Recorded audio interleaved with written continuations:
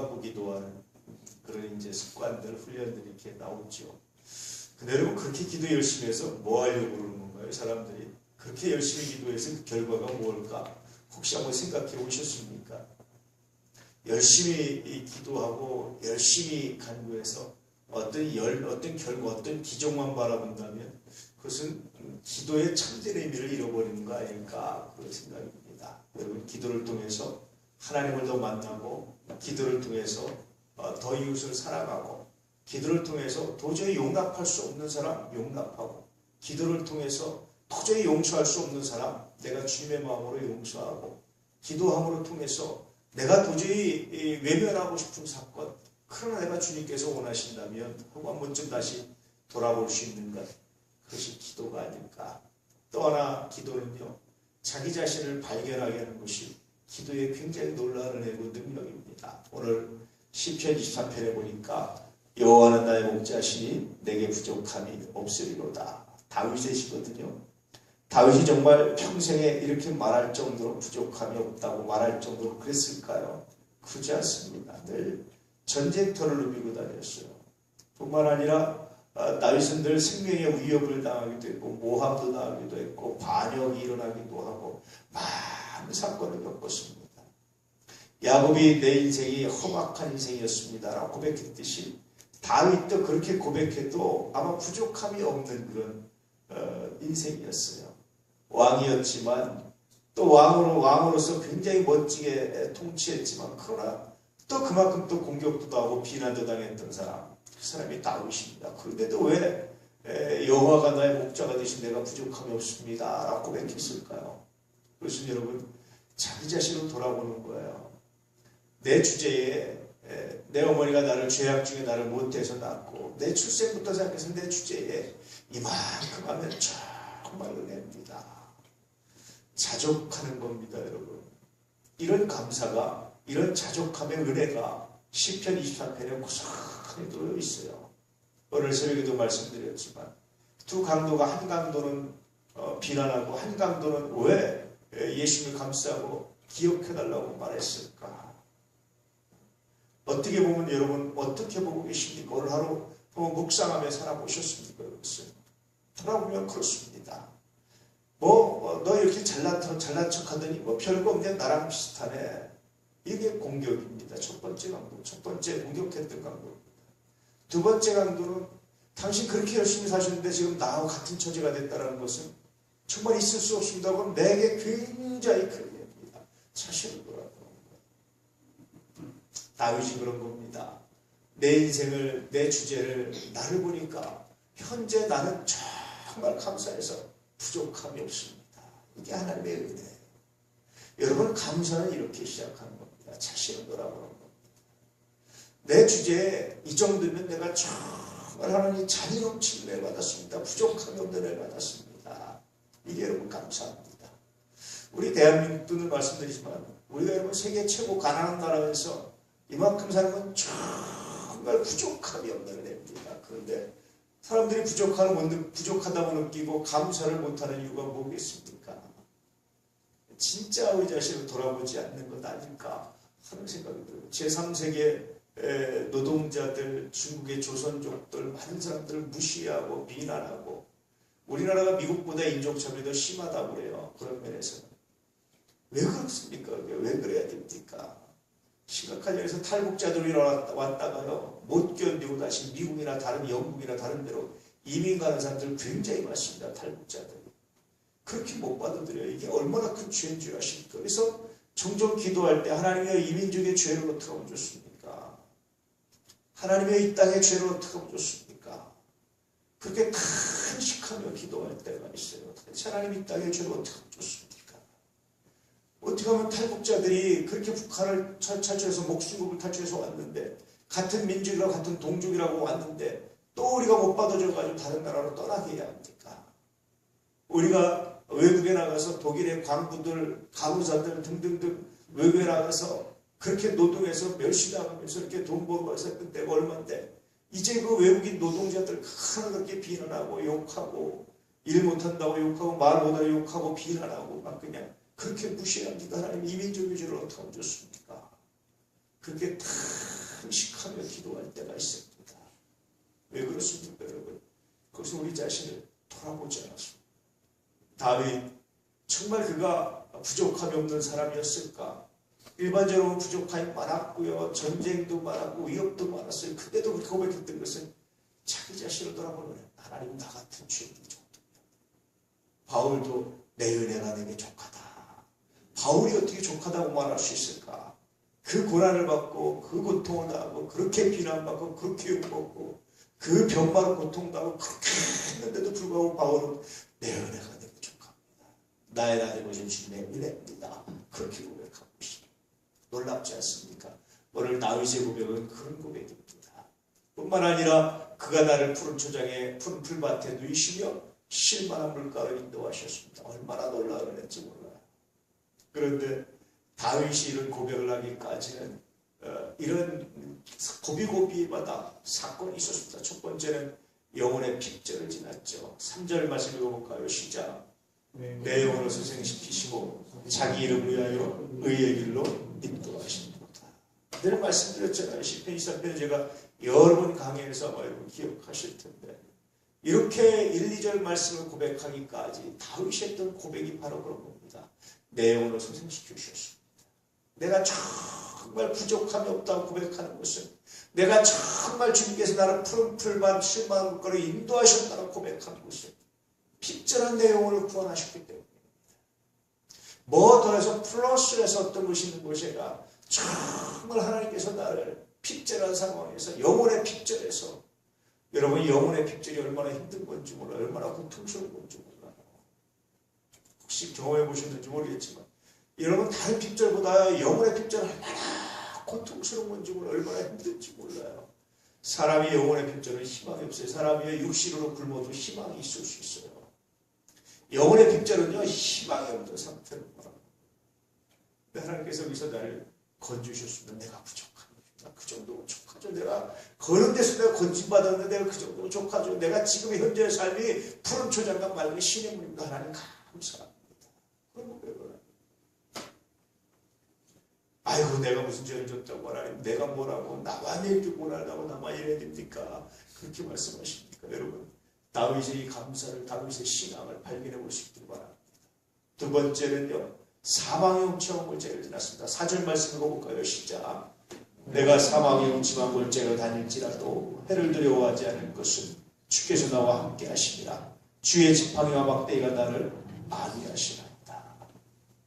생각해보니까 여호와는 나의 목자가 되셨습니다. 내가 부족함이 없었습니다. 왜냐하면 내가 사망의 훔침한 골짜기.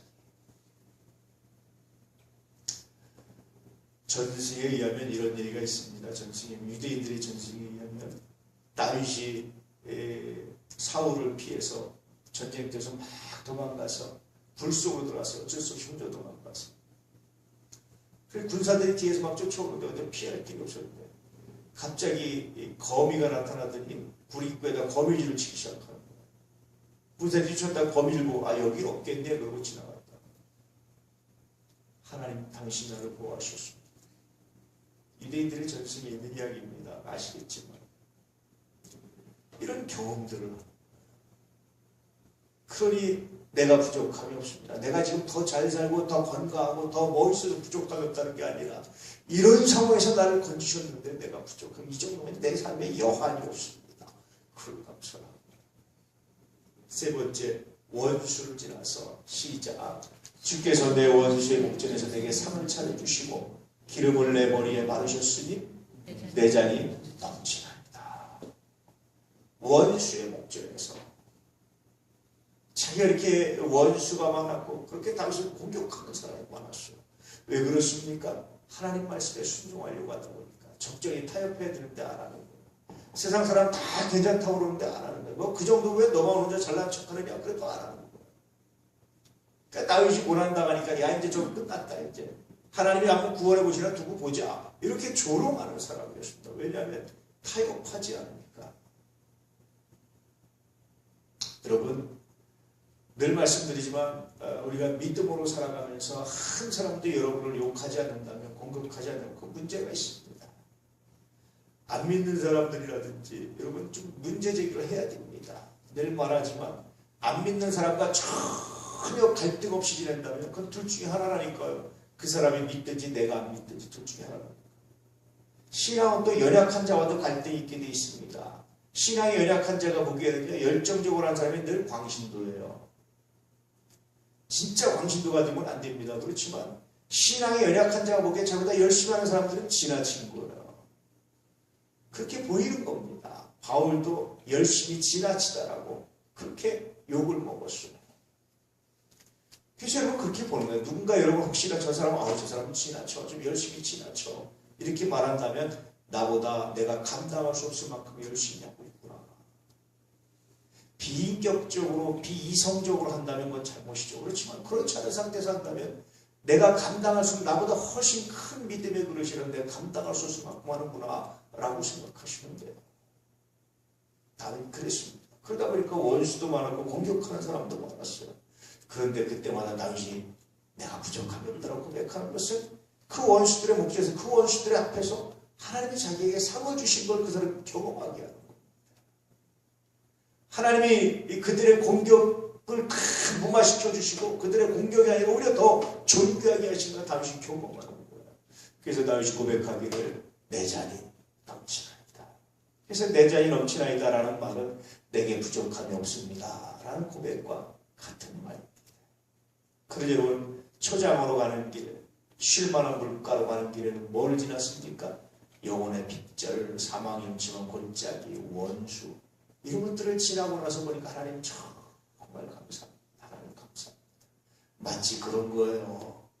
죽을 만큼 고통하고 죽을 만큼 힘들었는데 그 터널을 지나왔을 때 근데 지나오니까 아무것도 없어요 사실은. 근데 그냥 그 죽을 만큼 고통스러운 걸 지나오고 난 다음에 고백한 것이 주님 감사합니다. 내 잔이 넘칩니다. 내가 부족함이 없습니다. 이 정도면 내가 여한이 없습니다.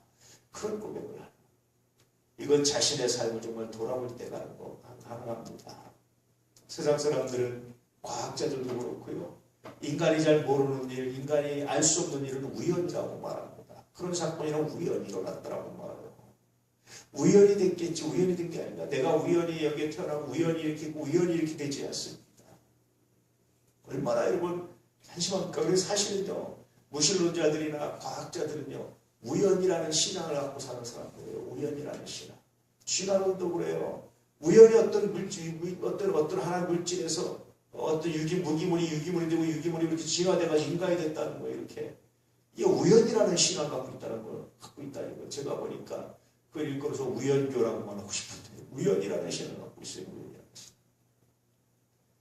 다른 사람도 마찬가지입니다. 여러분 과학자들이 요즘 지구 어떻게 생겼냐 제일 많이 말하는 게 빅뱅 이론이거든요. 처음에 조그만 물질할 때 이게 폭발해가지고 생겼다는 겁니다. 이게 확장하면서 우연히 생긴 거예요.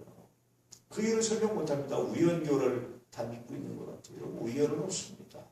하나님의 역사입니다. 이걸 당신이 알았다. 내가 이만큼 산 것도 하나님 당신이 냅니다. 감사합니다. 내게 부족함이 없습니다. 오늘 하루 혹시 지내시면서 한 주간 지내시면서 혹시 이런 소망을 잃어버릴 정도의 마음의 괴로움은 없으셨습니까? 혹시 여러분 정말 사망의 음침한 골짜기 생명의 위협을 느껴보신 적은 없습니까? 아니면 원수가 나타나서 여러분 공격하고 비난하고 정죄하고 그런 적은 없습니까? 그럼에도 불구하고 내가 살아있고 그럼에도 불구하고 저녁을 맞이할 수 있고 그럼에도 불구하고 오늘 여러분 저녁 식사를 하시고 그럼에도 불구하고 쉴 만한 곳이 있었다면 정말 하나님 당신을 냅니다. 감사합니다. 내게 부족함이 없습니다. 고백하며 감사할 수 있는 귀한 날 귀한 시간 되기를 주님으로 축복합니다. 예. 정말 하나님께 기도하는 자가 발견하는 거예요. 이상하게요. 성경에 보니까 기도하는 사람마다 공통된 고백을 한데 무슨 말이냐면 자신을 발견하는 거예요. 너 자신을 알라. 소크라테스가 말이 아니라 사실은 델피 신전에 있던 말인데요. 너 자신을 알라. 기도는요 사실 우리 자신을 아는 거예요. 우리 스스로의 실체를 내 스스로의 실체를 알게 되는 거예요. 내가 얼마나 약하고 내가 얼마나 부족한지 나의 실체를 경험하는 것이 바로 기도입니다. 오늘 밤의 기도를 통해서 실체를 경험하시고 오늘 다윗처럼 여호와가 나의 목자시니 내가 부족함이 없습니다. 고백하는 그 하나님의 은혜 가운데 영혼의 빗절과 사망의 음침한 골짜기와 원수를 지나서 하나님께서 상을 차리시는 거룩한 역사를 맛보는 그런 귀한 시간이 되기를 주의 이름으로 축복합니다. 그래서 결론적으로 다윗은 이렇게 고백하고 있는 겁니다. 6절에 보면 뭐라고 고백합니까 여러분? 내 평생에 선하시가 인자하시니 정녕 나를 따르리니 내가 여호와의 집에 영원히 거하리로다. 이게 마지막 고백이에요. 내 평생에 선하신가 인자하시니 정녕 나를 따라주고 싶다. 내 평생에 하나님의 선하심과 하나님의 인자하시면 내가 살 수가 없는데 하나님의 선하심과 하나님의 인자하심, 다시 말해 하나님의 공의로우심, 하나님의 심판하심이 아니라 하나님의 선하심, 하나님의 인자하심이 나와 함께하기 때문에 내가 영원히 여호와의 집에 거할 수 있습니다. 이런 결론을 시편 23편에 맺고 있습니다. 여러분 기도하시고 이 고백이 평생에 여호와의 심판하심이, 여호와의 분노하심이, 여호와의 진노하심이 아니라 여호와의 인자하심이, 선하심이 여러분 함께 하시길 믿으시며 내가 이제부터 영원토록 여호와의 집에 거합니다. 내가 하나님 나라에 거합니다. 내가 하나님 은혜 가운데 거합니다. 이런 고백을 가지고 살아가시기를, 이런 고백을 가지고 승리하시기를, 이런 고백을 가지고 주의 영광을 드러내시기를 축복합니다. 할렐루야. 기도하겠습니다.